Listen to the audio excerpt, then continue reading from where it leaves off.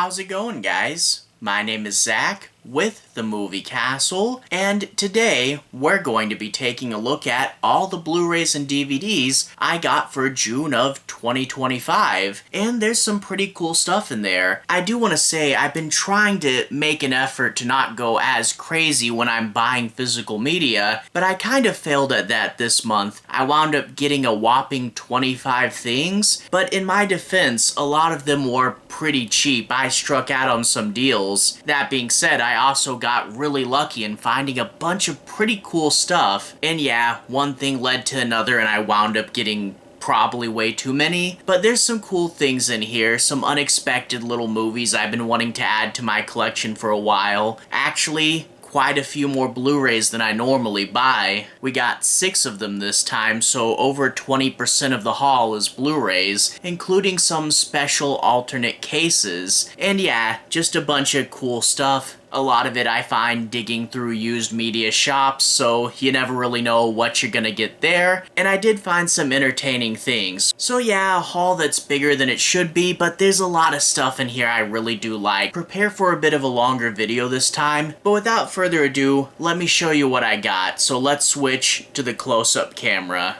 Alright, here we are inside the castle taking a closer look at all the Blu-rays and DVDs I got for June of 2025. And let's start off with the Blu-rays. Got quite a few this time. First thing we're going to be looking at is this copy of M3gan. M3gan is a super fun killer robot doll movie put out by Blumhouse. I saw the first one when it was in theaters, and with the sequel just coming out, I realized I never picked up the first on physical media. Saw that Walmart put out this super cool glow-in-the-dark slipcase, and I thought, yeah, that's pretty fun. Now's the time to grab this thing up. I really do appreciate Walmart as a little added incentive giving us these special variant slipcases. They do a whole bunch of different designs, but glow-in-the-dark ones are really fun. They've done a few sets of them, and these light blue ones are like the newest ones that they've done. Really cool to pick these up, but I know you guys want to see what it looks like with the lights off. So let's turn those off.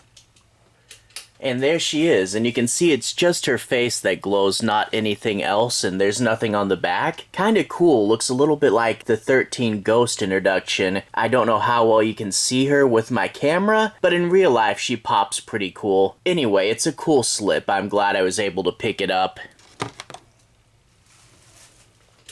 Underneath the slip, it's just your standard M3gan release, so unrated. One thing to note is the slip doesn't say, but it also has the DVD in it, spines, and there's the back comparison. Crack it open and there's the disc. Really fun pink color there. Now, if we want to talk about wacky alternate art, one thing I found at my used media shop is this copy of The Breakfast Club. Been a few years since I've seen this movie. I remember liking it pretty well. It's a John Hughes film, and I never actually bought the movie before, and I thought, hey, these little fake VHS cases are a pretty fun gimmick, so why not pick it up now? I know Stranger Things did a thing like this for their first 2 season releases, and I think they made more movies like this. I think there's a version of Jaws that looks like this. And then if we crack it open, there's the disc there, the 30th anniversary edition. Let's put those to the side really quick. And then moving on, after that I got 3 Final Destination movies on Blu-ray. Final Destination 6 just came out, and that was pretty fun. I had all of these before on a DVD multi-pack, but I thought, hey, while I'm in the Final Destination mood, let's do an upgrade. So there's part 3 with the roller coaster on the front. Flip it to the back and it talks about how this version does have the choose your fate version where you can kind of control what the characters do. Been a long time since I saw 3, but I remember it being pretty fun. Moving along after that, here's part 4, which they call The Final Destination because they thought it was going to be the last one. And this has one of those motion lingual covers. I don't know how well it shows up on camera, but it's like it's 3D and you can see the glass coming at you. Slide it off, and there's the regular version of the cover. There's the back, and disc inside with the lightning. And then after that, we have part 5 here. And I don't know how well it shows up on camera, but the 3D effect on the slipcase is absolutely phenomenal. I was just staring at it just because it looks so cool. But you get the 3D and this blood splatter, the rebar going through the skull. It's a really nice slip. You take the slip off and that's what it looks like underneath. There's the bonus features on the back. But this is actually a 3D set. So there's the 3D Blu-ray, there's the regular Blu-ray, and there's the DVD. All in all, a really nice set. I was glad to pick it up. Still need Blu-ray upgrades for the first 2, and of course I want to pick up part 6 when it comes out, which should be pretty soon. After that, the last Blu-ray. This one I found on clearance for $2. It's not the best movie ever, but for $2, I decided to pick up Monster Hunter with Milla Jovovich in it. She was the girl from the Resident Evil movies and Fifth Element. Always cool to see her in something, but yeah, this movie wasn't the best. Slide the slip off. Under artwork is the same as the over. There's what the back looks like, and there's the disc with one of the monsters on it. Yeah, it's been a while since I've seen this one. I caught it on streaming, and I remember it being okay. I'm not a big video gamer, so I don't really know how to compare it to the source material, but for what it is, cheesy little action movie. Not great, but for $2, yeah, I'll pick it up. Now on to the DVDs. And this first one I want to get to, I also found in the same clearance bin as Monster Hunter. This is an Anchor Bay release, and I got it for just $2, and that is The Entity with Barbara Hershey in it. And look at this intense lightning on the cover. Flip it to the back and it talks about how there's a woman who's been tormented by an unseen force, and she has to prove it's real and figure out how to stop it. This is based on a book by the same guy that did Audrey Rose. This movie sounds like a pretty dark and intense movie there. Have to check it out. There's the shiny disc. But yeah, cool to get this for $2. But that's the last of that clearance section, though I paid slightly more for the rest of these. But one that I was really thrilled to get is the i3. In previous hauls, I picked up the i2 and the 4th one, which is called the Child's Eye. Before I did this series, I already had the original and the American remake, so now I have all 5 of them. I haven't seen the sequels yet. I saw the original and the remake. I really should start to cover these on the channel. I hope the sequels are good. The first one is a really creepy ghost story, so I can definitely recommend that one at least. There's the back with her staring through the glass, and crack it open and we get the girl holding out her hands. But yeah, all 5 of them, so hope they come out cool. Anyway, after that, a film from Ty West. Ty West, he's the guy that did The Innkeepers, The Sacrament, House of the Devil, and the X trilogy, and I think this is one of his first few films, if not his first one, and that is The Roost. I saw this on streaming a bit ago, glad to finally pick it up, and basically in this movie, you get this barn that's full of killer bats, so yeah, a creature feature, and they kinda swarm around you. I remember it being pretty good. It is an early film of his, so it is a little rough in places, but hey, glad to finally pick it up. It's also in an old Blockbuster case. Showtime movie, and there's some pictures on the back. And they put the bats in the barn on the disc there, and I like that they scooched everything together to make it look good on a circle. So that's pretty cool. After that, we have the first film in a series that I really don't know much about, but I see it pop up all the time, and I really should check it out. And that's Wild Things. We have Kevin Bacon and Neve Campbell in this movie, both of whom are pretty cool. And this appears to be some sort of like mystery thriller of some kind. The back doesn't really say too much about the plot, but apparently like Matt Dillon's accused of something and they have to see if he's innocent or not. They would go on to make 4 of these, so if this one's good, I got 3 more to check out. And there's the disc, and they actually give us this fun little photo montage on the inside. And on the back of that is an ad where you can see the Wild Things 2 DVD. Moving right along, another movie I got is Black Snake Moan. This one, from everything I hear about it, is pretty intense and over the top. I think it's something like Christina Ricci's an addict and she almost dies, and Samuel L. Jackson finds her and is trying to force her back to health by chaining her up and not letting her leave. Don't know much about it, but it has a bit of a reputation. There's the heart with the barbed wire on it, and there's the back with a few pictures from the movie. We got the little clips, and there's the gray disc. Moving right along, I have a movie from the Maneater series, and this actually has Robert Englund in it, Freddy Krueger himself, and this one's called Black Swarm. So yeah, the Maneater series is all these creature features, and the creature here is bees. The slipcase has some fun embossing on it, but this is one that they just turned into the Maneater series with the slipcase because the original case doesn't mention the series. There's the back where we get to see her running away from the bees. There's Robert Englund there, and another one with these clips. Anyway, there's the disc with him from the front.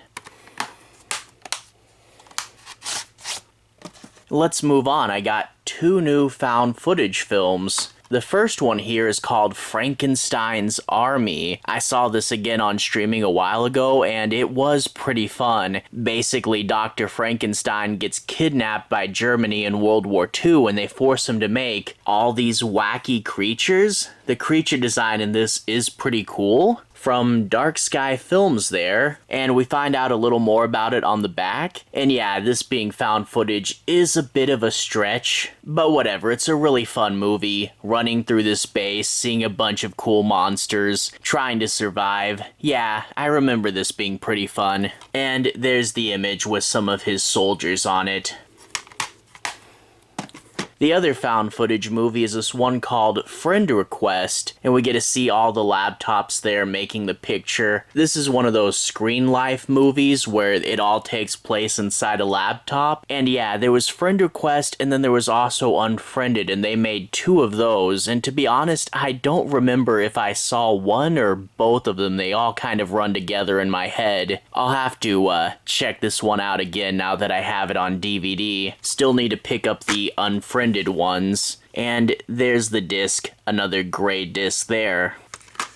So yeah, 2 found footage movies there, and the castle's getting pretty full, but we're only about halfway through. Alright, moving on. If you guys know the channel, you probably know that I'm a big fan of the Amityville Horror franchise, and this is a box set I've been wanting to get for a while. Look at that. The Amityville Horror Collection 4-disc set. Gotta love that creepy orange glow coming out of the house. Turn it to the side, and this thing is an absolute brick. I really do love it. And there's what all it has in it. And I love looking at the side with the disc. MGM had this format where they would put a picture right here, and every single disc is just a picture of the house in a different color. I love that. Let's slide these out really quick. Here's the first movie, an absolute classic. James Brolin and Margaret Kidder. There's the house, we're a little bit of a distance away. Here's the back of the box, and there's the disc. The second movie, not a lot of people know this, is actually probably even better than the first. A super creepy movie. It's a prequel about the DeFeo murders, so there he is with a shotgun. It's in green. We're closer to the house this time. And there's the back of it. I really do have a feeling this probably informed James Wan's style when he was doing the Conjuring movies. It's a really good movie, super underrated. Go check out part 2 if you haven't seen it. And the inside is these flipper disc where you can choose between wide or full screen. And then you have Amityville 3D, and this is kind of a goofy cheeseball movie. The first 2 were absolutely scary, and then you get to this. It's not the best thing ever. It's not terrible, but it does kind of go cheesy here. And there's the back when we get a picture of one of the ghosts there. Now, I had those first 3 movies in a more bare bones multi-pack release. I really wanted this one, not just because it looked cool, but it also came with this, the bonus disc. I didn't have this before. Amityville Confidential, big classified stamp, cup rings, Flip it to the back, and this actually includes 3 documentaries. These first 2 are from the History Channel, Amityville The Haunting, and then Amityville Horror or Hoax. So yeah, some stuff about the true crime there. Really interested in these. The box set I was able to find for really cheap. It's actually cheaper to find this box set than just to order this bonus disc alone on Amazon, so I was really glad to pick it up. The last thing, On Location, the Amityville Horror 2005, that's just like a behind-the-scenes featurette for the remake, so that might be fun. I don't know, I'll take a look at it. And there's the disc on the inside, and I really like, if this is a file folder, then here's some text. The disc is a piece of paper. That's pretty cool. Anyway, let's get all these back in their house. They even line the inside with black. That's so cool. And that will sit right there at the end. Now, I did get one more Amityville movie. For those of you guys who don't know, someone figured out that because Amityville's a real place, anyone can set their movie there, and in turn, we've gotten a lot of unofficial entries. Well, this one kind of plays with that. The last Amityville movie, and we get the house, but it's inside this big mouth. Flip it to the back and it talks about how this is apparently a found footage movie. It's a YouTuber that's critical of the Amityville franchise, but when he finds himself facing real horror, he has to kind of use his knowledge of it. I'm hoping they play that out, because that could be a really fun concept, but of course, they're probably likely to fumble it, and I don't know how self-aware it will be. Like, I think they reference the other Amityville mockbusters, but I'm not 100% sure just reading the back. Hopefully they do, because that would make it more fun and self-aware. There's the disc, same as the front, SRS. And you get this sometimes buying indie movies off the internet, but this is a purple burner disc, unfortunately. But whatever, close it up, put it there at the end, and moving on to something else I collect, and that would be shark movies. If you guys don't know, I do a series around here called Sharks of Summer, where every week during the summer, I review a shark movie, and I've actually already covered some of these, so I'll try to put it in the cards if you want to see this series of reviews. Starting off with the Shark Bait 6 Killer Shark Films collection, with the bonus 7th Alligator film. Flip it to the back, we get to see everything that's in there. Ghost Shark, Mississippi River Sharks, Ozark Sharks, Santa Jaws, Swamp Shark, Zombie Shark, and the bonus film is Alligator Alley. And we get some pictures of the movies there. So far, I've seen Ghost Shark, which was actually pretty good, and Swamp Shark, which wasn't as good, but was still totally fine. So far, 2 of them have actually been pretty good, so I do have some high hopes for this series. I'll probably save Santa Jaws for Christmas, though. Crack it open, and they are kind of crammed on the disc with 3 and then 4 there. But you know what? It still is cool to get so many of them. And then after that, here's a new one from the Asylum, Shark Warning, Swim at Your Own Risk. We get her swimming away from the shark there, and this is one that just came out at Walmart recently. Sadly though, it's not the best one. Like, this is the Asylum, they made Sharknado and all that stuff. You expect it to be goofy, but this one's serious. You get this guy and his brother got eaten by a shark when they're kids, and he comes back to his old hometown, and there's an evil mayor trying to keep this fishing competition going even when the dangerous shark is there. Yeah, not being goofy kind of makes this one a little bit boring, and it is so generic. Slide it out. Under is the same as the over, and there's the disc with the big white bar on the bottom.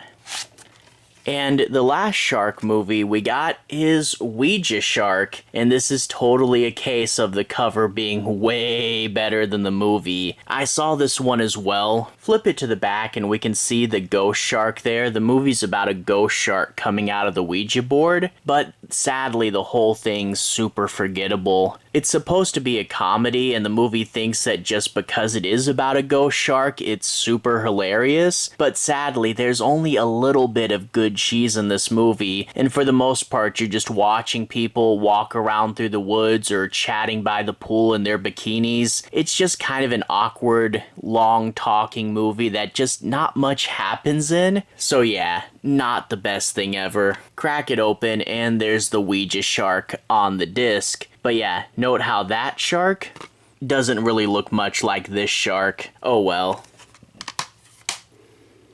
After that, I'd like to move into a section I refer to as semi-extraneous purchases. I found all of these for really cheap, but they are in some ways dupes. Like, for example, I got the remake of The Ring here, and of course I had the remake of The Ring for so long, but you know what the problem is? I've had it for so long, I just went through and realized that my old copy is actually a full screen copy, so since it was so cheap, I upgraded to widescreen. It's been a bit since I last watched this version. I covered the original Japanese version on my channel kind of recently, so I really should cover this one as well. This was one of those remakes that started a big trend of remaking Japanese horror. It's one of the better ones. There would be some terrible ones that would come out after this, but The Ring and The Grudge were both really good. There's the disc, there's the chapter selection. In the back of the chapter selection is the poster. Slide that back in.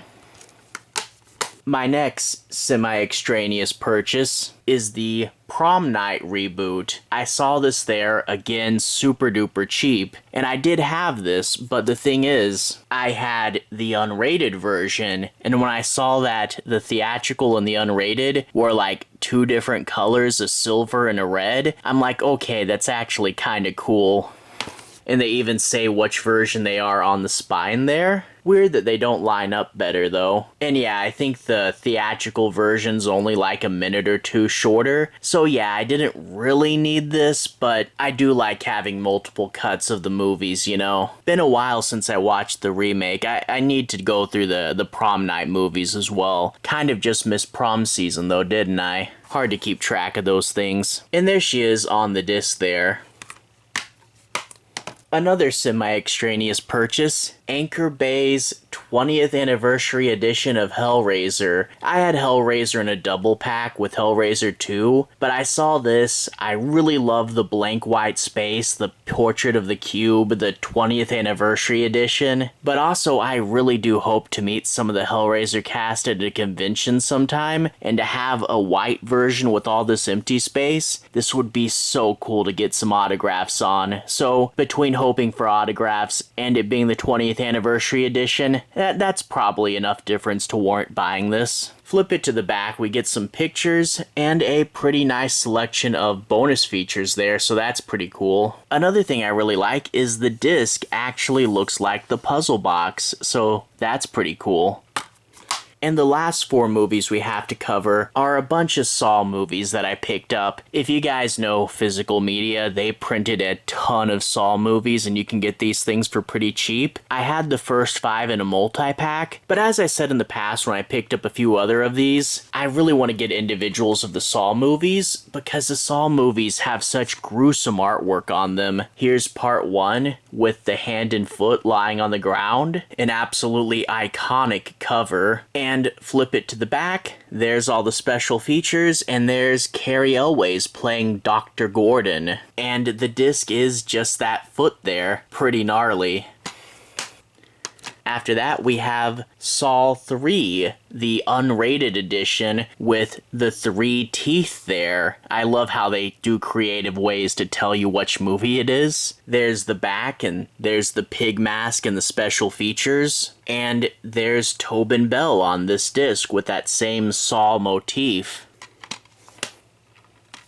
After that, we have Saw 4 with the head in the scale there. That's, again, so gruesome. That's why I love collecting these. That tagline, "It's a trap," is kind of funny. Makes me think of Admiral Akbar. And there's the back with the special features and everything, with the cool red Saw there.